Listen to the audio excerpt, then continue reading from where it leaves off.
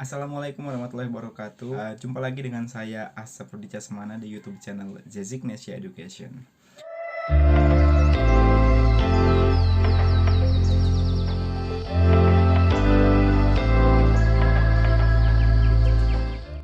Oke, sudah lama sekali saya tidak update di video ini dan senang sekali rasanya saya bisa kembali untuk sharing kepada teman-teman.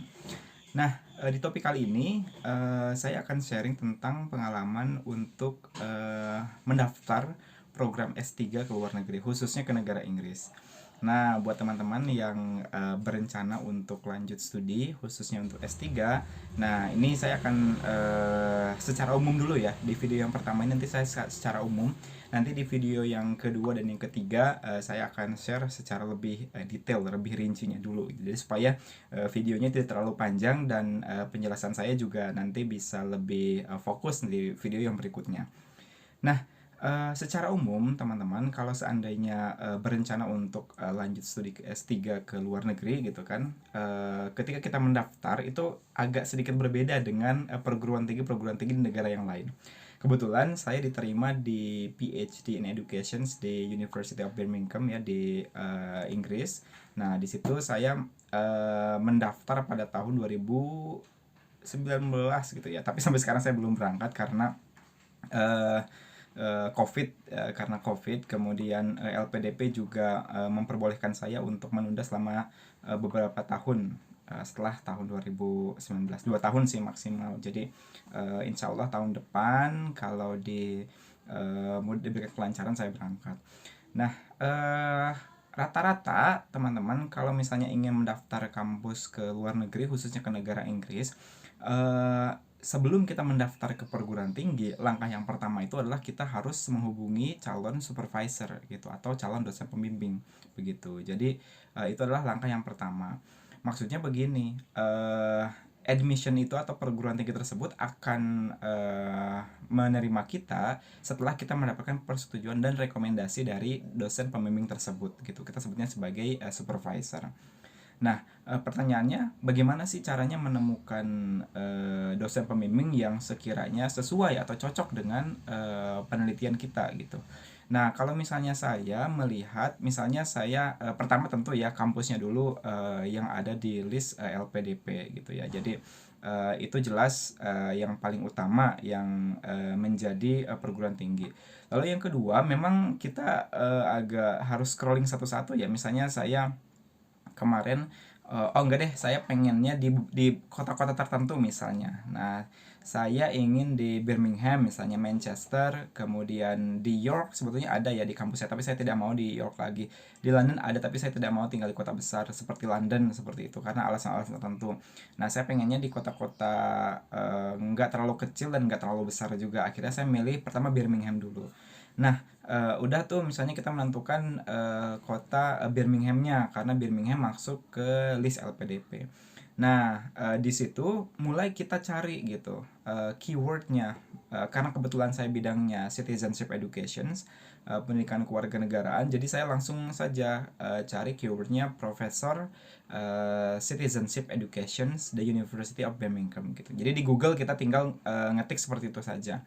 Nanti akan muncul nama-nama profesornya gitu. Atau misalnya kalaupun nggak spesifik, misalnya Professor of Education the University of Birmingham misalnya. Nah, biasanya langsung masuk, kan biasa ya kalau di Google ada beberapa list websitenya gitu kan. Nah, kita pilih nama-nama profesor tersebut gitu kan. Kita lihat dulu profesornya apakah memang dia itu sesuai atau tidak dengan bidang kajian kita. Caranya di mana? Biasanya perguruan tinggi itu ada profilnya ya, ada profil. Kemudian misalnya profesor saya itu namanya Andrew Peterson. Nah, dilihat dulu di list publikasi terakhir. Misalnya saya menemukan tadi Profesor Andrew Peterson. Nah, ketika kita sudah menemukan nama, nah biasanya nanti ada list publikasi beberapa tahun terakhir. Nah, lihat tuh beberapa publikasi tersebut apakah sesuai dengan topik penelitian kita atau tidak gitu. Kalau misalnya memang sudah sangat sesuai, maka langkah berikutnya kita coba email dia gitu. Nah, saya juga sebelum menentukan ke Birmingham itu saya mencoba untuk ke beberapa perguruan tinggi terlebih dahulu gitu. Saya nyari beberapa dosen di perguruan tinggi tertentu ya di Inggris yang memang fokusnya kepada global citizenship education. Nah, langkah yang kedua adalah mengirimkan email. Nah, ketika kita mengirimkan email, isi emailnya itu adalah jangan dulu langsung kirim proposal penelitian gitu. Jadi langkah yang kedua, ketika kita mengirimkan email, isinya tentu kita memperkenalkan diri dulu. Nah, di dalam email itu poin-poin terpentingnya adalah pertama adalah CV kita. Nah, CV kita benar-benar harus beda dengan CV-CV yang sebelumnya. CV kita di sinilah CV dalam bidang akademik yang ya lebih banyak list publikasi kita. Jangan CV kerja ya, karena berbeda antara CV kerja dengan CV khusus untuk supervisor. Jadi dalam CV tersebut pokoknya intinya education background S1 S2 kita, kemudian research interest kita, lalu beberapa list publikasi terakhir kita gitu. Kalau ada publikasi yang terindeks Scopus lebih baik, tapi kalaupun enggak juga tidak apa-apa gitu. Kalau publikasinya pakai bahasa Indonesia ya diterjemahkan dulu ke dalam bahasa Inggris begitu. Jadi itulah isi dari CV kita. Nah, di dalam email tersebut intinya adalah perkenalkan diri gitu kan, perkenalkan diri dulu, kita siapa, dari Indonesia misalnya, atau misalnya alumni S2 apa, misalnya dari Universitas Negeri Jakarta misalnya, atau Universitas Pendidikan Indonesia, atau dari, kalau saya kemarin dari University of York gitu kan. Nah, dari situ nanti setelah perkenalan diri, yang kedua adalah sampaikan bahwa kita sudah melihat profil dari profesor, dan saya sangat senang apabila profesor dapat menjadi dosen pembimbing kita karena kebetulan memiliki research interest. Nah, jangan dulu langsung menyebutin judul di tahap email pertama ini ya. Jangan dulu bilang kalau saya mau melakukan penelitian judulnya nih, jangan. Tetapi bilang dulu kalau kita itu mau memiliki research interest yang sama gitu. Misalnya kemarin saya bilang saya tertarik untuk meneliti bidang global citizenship, kemudian citizenship education, civic education, kemudian global education gitu kan. Nah, itu yang sesuai dengan profesor gitu.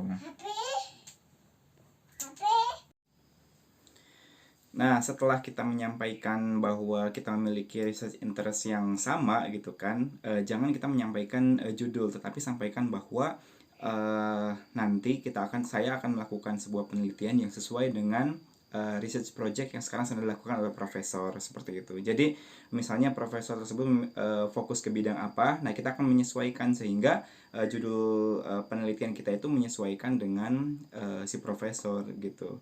Nah, ini sangat penting karena kebanyakan kalau misalnya kita salah satu alasan kenapa kita ditolak oleh dosen pembimbing, oleh calon supervisor di Inggris, itu karena kita sudah memiliki judul, dan meskipun kita satu bidang, siapa tahu hal tersebut berbeda atau tidak disukai oleh supervisor. Tapi beda lagi kalau seandainya kita menyampaikan bahwa kita akan menyesuaikan dengan topik penelitian dari supervisor tersebut. Nah, pengalaman saya, beberapa email itu mereka sangat welcome terhadap kita. Nah, nanti kita tinggal memilihnya gitu. Nah, setelah nanti dia akan merespon gitu ya, barulah maksud saya di bagian akhir kita sampaikan bahwa sumber fundingnya atau sumber kepembiayaan kita, apakah kita akan menggunakan biaya sendiri ataukah kita akan dengan menggunakan beasiswa. Kalau misalnya kita menggunakan biaya sendiri, buktikan di dalam email tersebut bahwa kita mampu untuk melakukan membayar beasiswa, membayar SPP-nya. Tetapi kalau misalnya kita berencana untuk mendapatkan beasiswa, sebutkan nama beasiswanya, misalnya apa, Chevening dari pemerintah Inggris, atau misalnya LPDP. Nah, kalau di Inggris LPDP itu udah sangat populer banget, jadi mereka juga sudah tahu gitu. Kalau lebih bagus lagi kalau kita misalnya sudah dapat beasiswanya, tinggal kita akan mencari supervisi, itu pasti akan sangat direspon dan akan mudah untuk diterima, seperti itu. Nah, mungkin kurang lebih itu saja ya secara umum. Nah, ini secara umum dulu tentang bagaimana cara kita untuk mencari supervisor, karena ini merupakan langkah yang paling pertama banget ketika mendaftar S3 di luar negeri, khususnya di negara Inggris gitu. Oke, terima kasih atas teman-teman sudah menonton video ini. Dan kalau teman-teman ada saran atau misalnya topik khusus yang ingin dibahas seputar tentang LPDP, seputar tentang S2, seputar tentang pendaftaran S3, nah nanti tolong silahkan komen di bawah, nanti akan saya coba untuk buatkan topik videonya yang saya. Tapi kalau misalnya tentang proses perkuliahan S3 saya belum bisa ya, karena saya belum pernah. Jadi saya baru sampai tahap pendaftaran dan dapat LOA unconditional. Jadi baru sampai tahap diterima saja. Saya belum mulai kuliah S3-nya. Tapi kalau misalnya tentang seputar perkuliahan S2, seputar kehidupan di Inggris, insya Allah saya bisa sedikit-sedikit menjelaskan seperti itu. Oke, silakan komen di bawah ini. Terima kasih. Assalamualaikum warahmatullahi wabarakatuh.